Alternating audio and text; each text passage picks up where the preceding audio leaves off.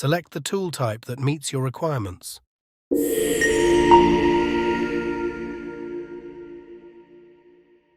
Open the Tools menu and select the New option. You will now have a selection of different tool types. Next to each tool type is a visual representation of the tool. Please remember that these representations are only schematic images, and the actual appearance may vary. Select the tool type that meets your requirements. For our example, we will select a right-hand turning tool, but not a normal tool, rather one with the reversed mounting position. Please note that a turning tool to which you have assigned the reversed property cannot subsequently be turned correctly again. This is because the entire geometry display depends on this. First, configure the geometry of the tool.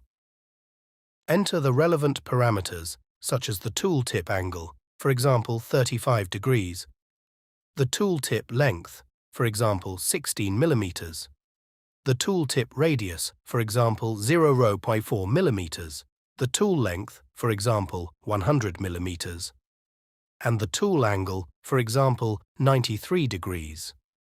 The other parameters, such as the tool offset in X and Z, must of course be entered precisely on the control unit. An approximate value is adequate here. That is why we will leave the values as specified automatically. In the next step, give the tool a name. Keep in mind that you may have several similar tools or several sizes for inside, outside, right, left, or for other materials. To make it easier to manage your tool data, we recommend using a unique code. Next, specify which machining operations the tool should perform. Can the turning tool always be used for roughing for a long time, or can it only be used for finishing? You can set yourself an automatic restriction for later and say, for example, I will never use this tool for roughing. Finally, you should take care of the technology.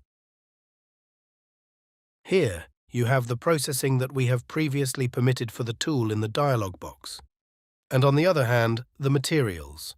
You can expand the list as required via the menu under Material. Click on Create and enter the cutting speed, for example 240 meters per minute, and the feed rate, for example 0.1 millimeters. Confirm the settings and save the new tool with OK. If you want to discard the configuration, select Cancel. You can now load the newly created tool into an existing or new turret. To equip a new turret, go to Turret in the menu and select the new option. By default, an empty turret screen with 16 stations is displayed. You can adjust the number of stations via Change Turret Data if your machine has fewer stations. Press Equip Station and search for the tool in the list. There is the turning tool that we have just created. However, it should perhaps not be at Station 1, but at Station 3. A roughing tool should be placed at Station 1 first, for example, a left-hand tool.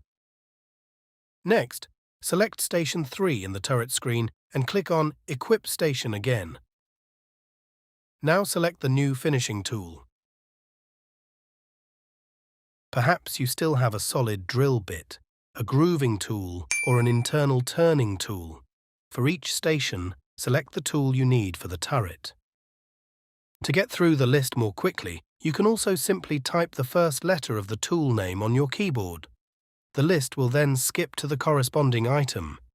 Confirm your selection with OK and assign a name for the turret. You can change the turret at any time by selecting the Modify option in the Turret menu. You can now create programs that work with this turret and the associated tools.